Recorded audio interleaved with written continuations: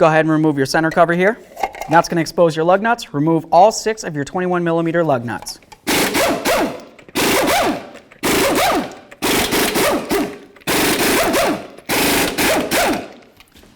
Remove your wheel.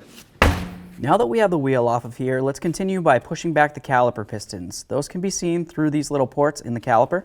To do that, I'm going to use a nice pry bar. I'm going to come in between the caliper and the rotor itself and just slowly pry.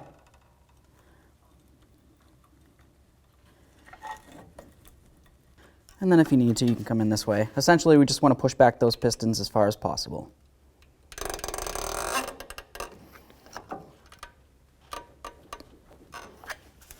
Now let's go ahead and remove the bolts that hold our caliper to the slider pins. Get that one nice and loose.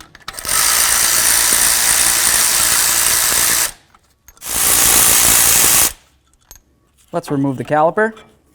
And now we want to inspect it and make sure you don't see any fluid along the pistons here. If you see any fluid, that means that it's leaking, and of course you'd have to replace the caliper. Hang this so it's putting no pressure on your flex hose. Let's go ahead and get the pads out of here. Now we need to remove the caliper bracket bolts. There's going to be 2 of them. Go ahead and pop them out of there.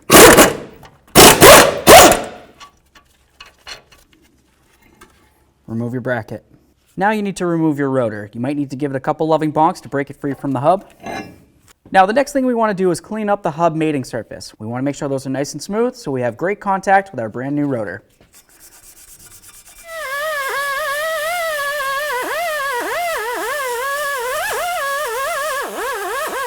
Now that we have the outside cleaned down, let's go ahead and get rid of all this rust that's behind here.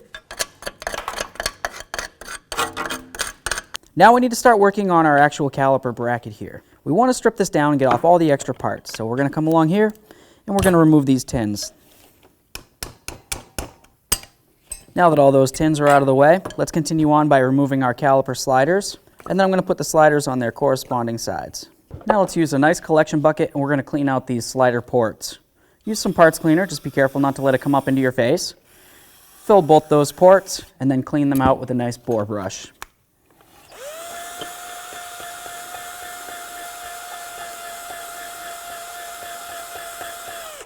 Let's go ahead and fill it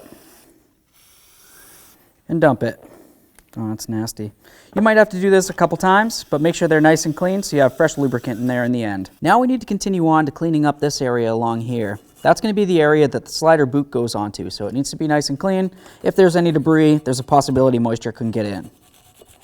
So now we're going to clean up the sliders themselves. Before we can get started on that, we need to remove the boot. Just press it down, and then you should be able to break this free. Look at all that crud that just came out of there.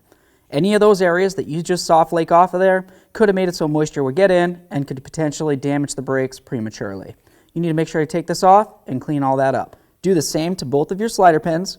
And then, of course, we're going to move along to cleaning up all 4 corners on the bracket. This is going to be the area where those tins are going to be located, and they need to be clean. Now that we have everything nice and cleaned up, it's going to be time to lubricate the surfaces that we cleaned. Just use a tiny bit of that grease that came with your brakes. We're going to put it right along the areas that we cleaned down, all 4 corners here. Take a little bit of that grease, get right inside this port right there. That's just going to be a little bit of pre-lubrication. Also, make sure you get along the outside of it. That's going to help keep moisture out of there. Now it's going to be time to install our tins. You want to make it so it has this little piece facing out. So essentially just like that. Press it down on. Now it's going to be time to prepare our sliders. Let's get a little bit of that lube right up along that lip that we cleaned out. Now we're going to coat the entire pin. Install our boot. Give it a nice wiggle. Put it into the slider port. Press it all the way in. Give it a feel. A nice turn. Everything's settled. Do the same to the other one. Let's go ahead and spray this with some parts cleaner.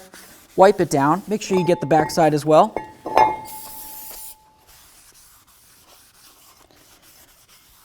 Apply some copper never seized to the surface. Let's put it on the rotor. Now let's grab a lug nut, start it on there so it holds the rotor still. Now let's get our bracket on here. Let's snug up both the bolts, then we'll torque them to manufacturer specifications. Let's torque this to 184 foot-pounds. Now it's going to be time to install our brake pads. You want to pay special attention. The inner pad's going to have bumps like this, and the outer pad will not. You want one for each side. Let's go ahead and do this now. Start with the inner or the outer. Pop it right in there. Make sure it moves around. Do the same to the outer. There we are. Moves around. Now let's just take a quick look at our caliper, and if you see anything flaking off of it, just kind of get it off of there so there's nothing that could come loose and get into the brakes. Once you've sufficiently cleaned everything off, go ahead and add a little bit of that lubricant along both caliper pistons, and then on all three of the ears, basically any place that's going to be touching up against the pad. Now let's go ahead and get this up over the pads here, slide it in, start in both of your bolts.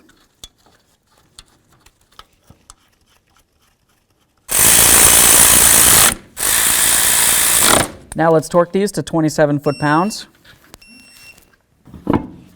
Now let's go ahead and snug these up, and then we'll torque them to 150 foot-pounds.